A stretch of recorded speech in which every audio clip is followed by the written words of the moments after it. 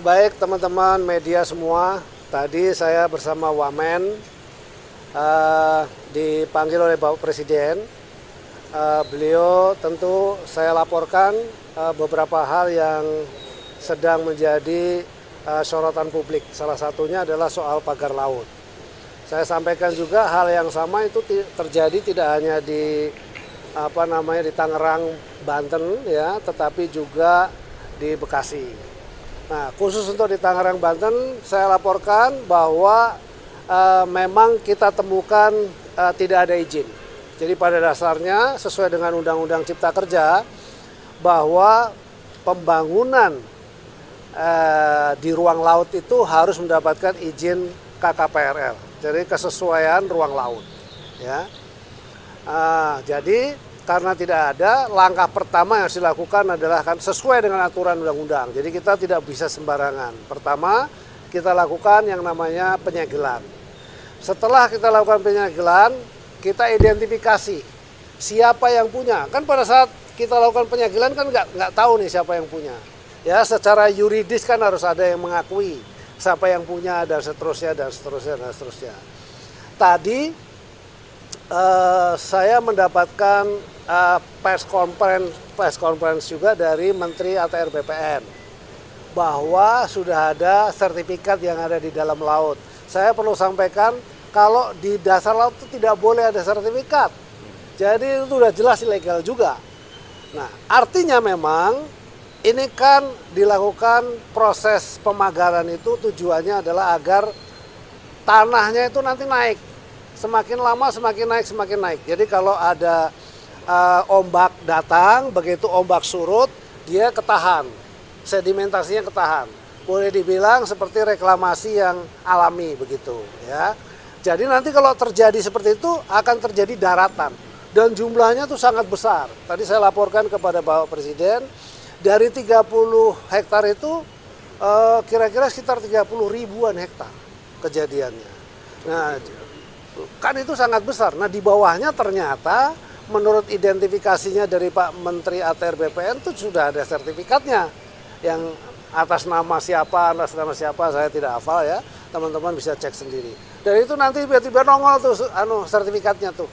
Kalau sudah dia berubah menjadi daratan, itu nanti dia akan nongol sertifikatnya. Tapi bagi kami sekarang ini itu tidak berlaku. Kenapa? Karena pasti yang namanya kegiatan di ruang laut ya tidak boleh, harus ada izin. Di pesisir sampai ke laut tidak boleh, harus ada izin. Itu yang terjadi. Tadi arahan Bapak Presiden satu, selidiki sampai tuntas secara hukum supaya kita harus benar koridor hukumnya. Apabila tidak ada itu harus menjadi milik negara. Nah, itu kasusnya seperti itu. Nah, karena kemarin juga ada pembongkaran yang dilakukan oleh TNI AL, maka tadi kita sudah koordinasi juga dengan Kasal. Tadi sudah rapat dengan Kasal dengan jajarannya. Tentu setelah kami dipanggil oleh Bapak Presiden ini kita juga akan koordinasi lagi dengan beliau. Dan kita sudah putuskan nanti hari Rabu kita akan berkumpul. Jadi tidak hanya TNI Angkatan Laut tetapi juga ya Bakamla juga kita ikutkan. Terus Baharkam kita, karena gini nggak ada yang ngaku. Dulu pernah ada dari media mengatakan bahwa dari IDX channel itu yang namanya Persatuan Nelayan Pantura gitu. Tapi kita panggil nggak ada yang datang tuh. Jadi tadi saya dapat laporan, tadi siang dapat laporan katanya besok mau datang. Oh, alhamdulillah kalau mereka datang kita akan usut, jadi lebih mudah. Tapi intinya tadi saya laporkan begitu, apabila tidak itu menjadi haknya negara, karena itu udah pasti terjadi abrasi. Tapi sisi lain, karena kita sudah janji untuk mencabut, maka nanti secara bersama-sama dengan seluruh pihak, ya supaya tidak salah juga. Kalau KKP sendiri yang cabut nanti bisa digugat dari tiba-tiba ada yang gugat kan repot. Secara hukum itu kita harus perbaiki. Jadi sesuai arahan dari Pak Presiden gitu. Pokoknya sesuai dengan koridor hukum dan kemudian saya bisa sampaikan di sini Rabu kita akan bersama-sama dengan seluruh pihak dan pada saat itu kita akan bongkar. Demikian.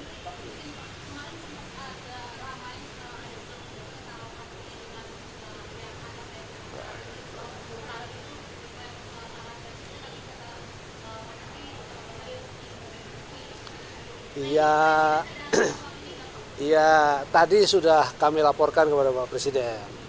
Jadi intinya arahan beliau juga sama, agar diusut lah, diusut secara tuntas siapa dan seterusnya. Tapi makin terang lah ya, makin terang. Teman-teman media juga makin tahu, karena tadi dari konferensi persnya si Pak Menteri ATR BPN kan sudah menjelaskan, kok ada sertifikat di bawah air itu, dan itu tidak boleh. Nah kalau dari situ kita sudah bisa identifikasi, artinya apakah dari mereka-mereka. Tapi kan kita tidak boleh menuduh juga ya. Nah, nanti saya diisu repot nih, saya takut juga kalau menuduh tanpa ada bukti. Jadi udah akhirnya tadi sepakat. Jadi bukan silang pendapat sebetulnya. Jadi saya sampaikan kepada Kasal tadi, saya harus ada bukti dulu Pak. Sabar ya, kita nanti batas waktu sampai dengan Rabu. Oke, setuju. Maka nanti secara bersama-sama di Rabu dengan berbagai macam pihak. Jadi itu bagian dari approval hukum juga. In case kalau misalnya terjadi apa-apa, memang ada kesepakatan bersama antara Kementerian Kelautan Perikanan yang memang mengelola di bidang kelautan, lalu kemudian TNI Angkatan Laut, karena di situ memang ada desa binaan ya yang menjadi keluhan dari masyarakat nelayan. Masyarakat nelayan juga menjadi bagian dari binaannya Kementerian Kelautan Perikanan. Tapi yang pasti tidak ada silang pendapat. Kita sepakat. Gitu. Kita juga ada HGB dan SHM-nya ya. Berarti SHM-nya itu batal secara otomatis. Ilegal, sudah pasti karena di PP 18 sudah nyatakan yang ada di bawah air itu sudah hilang dengan sendirinya, tidak bisa. Jadi kalau tiba-tiba itu ada kan aneh juga gitu ya. Gitu, kira-kira begitu.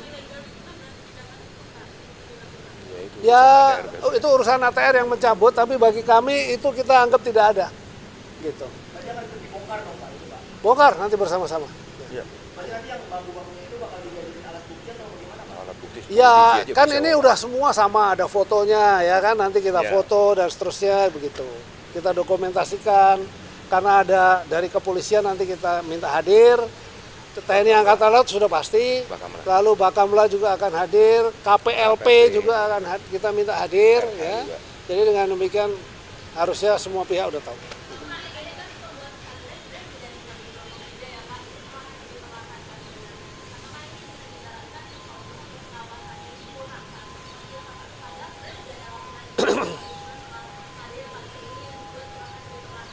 Masifnya kan di 2024 ya. Saya karena kita baru muncul ya. Karena dulu itu kan tempat nelayan yang membuat penangkaran untuk kerang. Jadi kita berpikirnya ke arah sana gitu. Tapi ketika dia terstruktur, maka itu adalah untuk menahan abrasi. Ya, kalau nahan abrasi nanti lama-lama jadi dangkal. Kalau dia jadi dangkal, kemudian akan menjadi daratan. Jadi tadi sih waktu kita diskusi dengan Bapak Presiden, wah kalau gitu jadi diambil negara aja. Iya, luas, bagus juga Pak kalau diambil negara. Tapi kan publik kan minta itu kemudian dicabut. Sudah kita sama-sama untuk kemudian dicabut. Nggak ada izin, nggak ada izin. Belum ada, belum ada. Tapi kan HGB tadi Pak? HGB bukan di kita. Kan kita nggak tahu, saya nggak tahu kalau itu ada GP.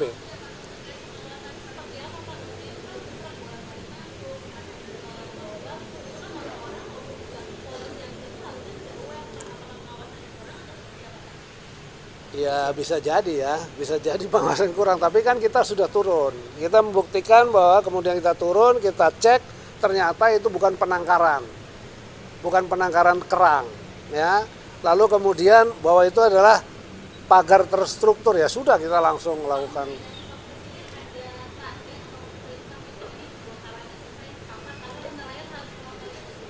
Tidak ada, tapi yang pasti kepentingan nelayan itu akan kita berikan keutamaan, tapi dari sisi hukum juga kita betul-betul, makanya harus bersama-sama. Kalau semua lembaga yang berkepentingan itu hadir bareng, lalu kita putusin bareng, sudah aman kita gitu.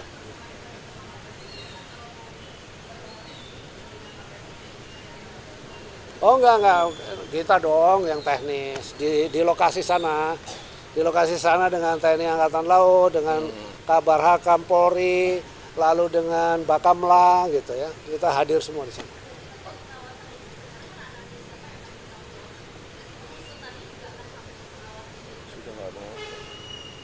Nah, kalau pengusaha pengawasan yang pasti saya sudah tegur kepada dirjen saya, kamu nih laut mesti apa? Terus jawabannya ini kapalnya kurang Pak, ya kan? Ya luasan Indonesia kita kan ngawasinnya Sabang sampai Merauke ya. Dan hal seperti itu adalah kepentingan ekonomi rakyat. Kita mikirnya itu adalah tempat penangkaran. Tapi setelah kemudian rame, kemudian kita turun tim, ternyata terstruktur. Nah, karena dia terstruktur, ya itu jadi memang harus dihentikan. Gitu ya. Cukup ya. Terima kasih ya. Cukup ya.